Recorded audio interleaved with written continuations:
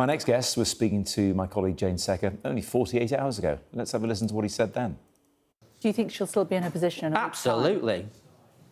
Absolutely. She's a real superstar of this government. And these Tories calling her for her to resign. Can be bad enough. Was a minister with some of these other Tories who are getting themselves in hot water. So, look, I know they've got to do that. I've been an attack dog in politics. It's what you do on days like this. But, yeah, she's one of the superstar players, and she's staying put. Jonathan Ashworth joins us again now. I know, being a former attack dog, you don't mind us playing that back. You could have told me you were going to play that, Matt. You said it. You said it. What do you think now? Oh, well, I've got egg on my face now, haven't I? Look, I thought it would be at the time, a bit of a storm in a teacup. But obviously, as things have developed and more information has come to light, Angela Rayner had no choice but resign. And obviously, I wasn't privy to that information when I was speaking in such robust form on Sky News earlier in the week. It's very sad for the Labour Party. She's a class act. She's a phenomenal political talent. It's a blow. There's no point sugarcoating it. It's a blow for the Labour government. But she's done the right thing. She had no option. And in turn, Keir Starmer has acted decisively this afternoon. He's shook up his team, made some really, really interesting appointments. And I think he's indicated that he wants to get on with fixing the issues in the economy, fixing the issues at the border with the illegal boat crossing, and continuing with our programme of public service reform. John Craig just characterised Angela Rayner's return to the backbenches as doing a sentence and maybe coming back there. I'm not sure everybody sees the backbenches like that, by the way. But do you think there is a route back for her at some point? There's always a route back. Anything can happen in politics. On Monday, I can't remember if I was on Sky on Monday, but I was on the TV talking about, changes to Downing Street. Nobody was anticipating by the end of the week we'd be having this conversation. I've seen people fall from grace and then soar again in politics. That's why it's a funny game, politics. So anybody could come back.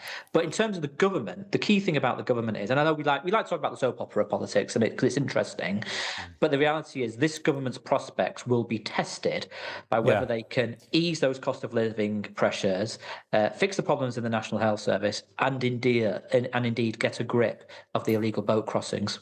Nigel Farage has been saying today he thinks, because the left wing of the Labour Party will be upset, that there could be an election as soon as 2027. It does leave the government rather sort of centre-focused, doesn't it, not having Angela Rayner in a top job?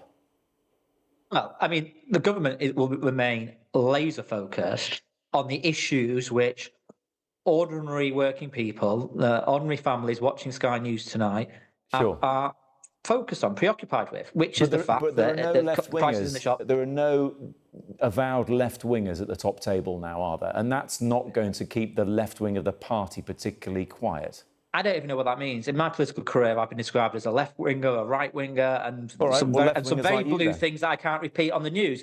The key thing is for this government is whether it focuses on easing those cost of living pressures, which every family has been struggling with. If you can fix the problems in the NHS, we all know you can't get a GP appointment sometimes for love nor money. That's got to be fixed. And we know that people are very angry when they see people smugglers putting people in boats who are abusing the asylum system. These are the issues which Keir Starmer's team will be tested on.